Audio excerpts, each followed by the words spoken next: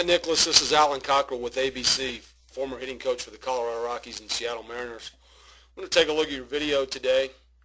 I'm just looking at your setup, and you're slightly open. You're a little narrow. You know what? That's absolutely fine. The setup position is the part of the swing that you'll see the widest variance, the most differences in any hitter, from a little leaguer to a big leaguer. So it's a style, it's a preference, it's what puts you into a comfortable position. But keep in mind there are some important phases that we need to get to, or steps that we need to get to as a hitter to be consistent in being able to cover the entire strike zone. So as we go forward, we're going to run this to the load up phase. Okay, and the load up phase is gathering and storing energy to the inside part of your back leg. Okay, I want to feel all my weight, or a lot of my weight, getting to the inside part of this back thigh. Okay, this particular position at this particular time, I want to see your back foot inside, or your back knee inside your back foot. I'm sorry. We don't want to see this going out over your back foot, your knee, which we're fine here. We're in a very good position there. All right. Now, as we load and as we start to go forward, I'm sure you've heard the term "get your foot down." Okay, there's different stages of getting the foot down. Most hitters, yourself included, your toe will land first. Okay, it is not until this back heel firmly plants into the ground is my foot down and am I loaded. Okay, so now as your heel starts to come down, you are now in a loaded position. All right, you have your foot down. What we should see here at this particular position is we should see equal bend in both knees. Okay, you got good bend in the back knee, pretty good bend in the front knee. We're inside of our feet here. All right, we're borderline here, almost having that knee over or outside my front foot. Okay, the biggest thing that I see right here is two things. We want to keep our hips square to home plate. Okay, I don't want this front hip to start to leak open before I start any type of weight shift into my front leg. Okay, the biggest thing that I see that's causing that front hip to leak open prematurely is your front foot, your stride foot, right here is at 56 degrees. I try to keep my guys at 45 degrees or less than 45 degrees.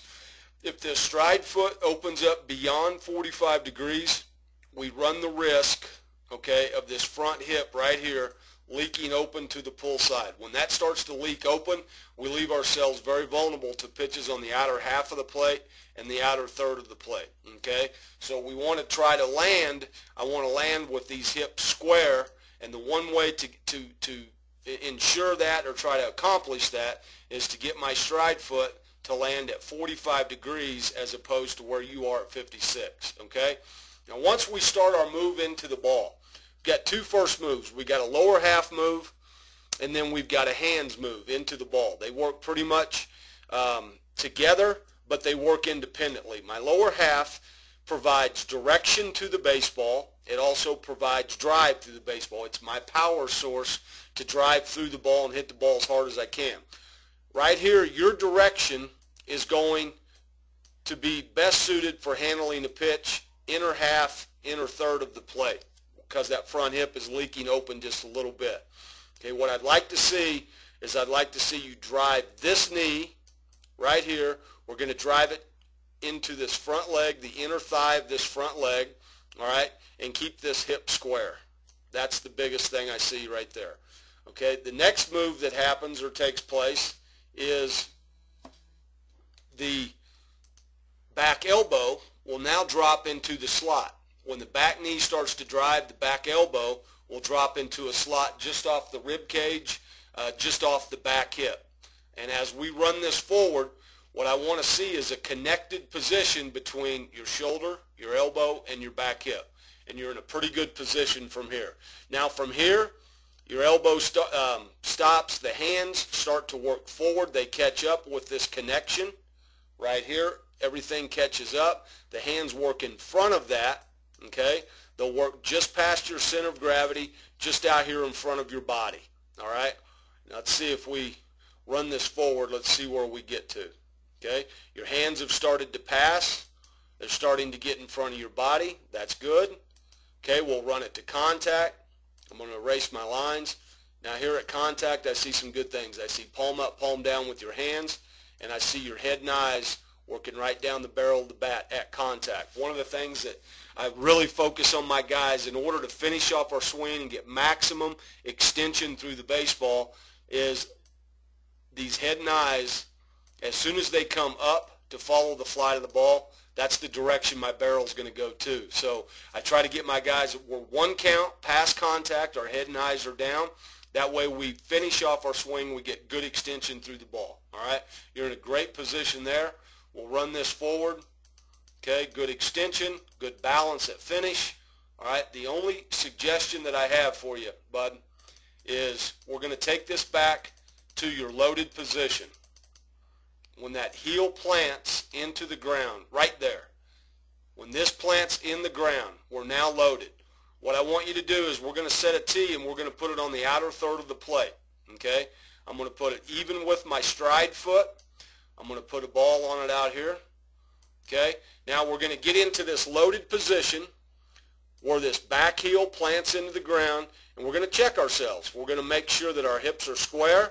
We're going to make sure that this stride foot is no more open than 45 degrees. Anything beyond that is going to cause me to leak open right here. We're not going to handle the pitch outer half or outer third or any type of breaking ball from a right-handed hitter with any consistency when I land with my front hip open and my front hip leaking to the pull side. Okay? Well, then we're going to get into that position.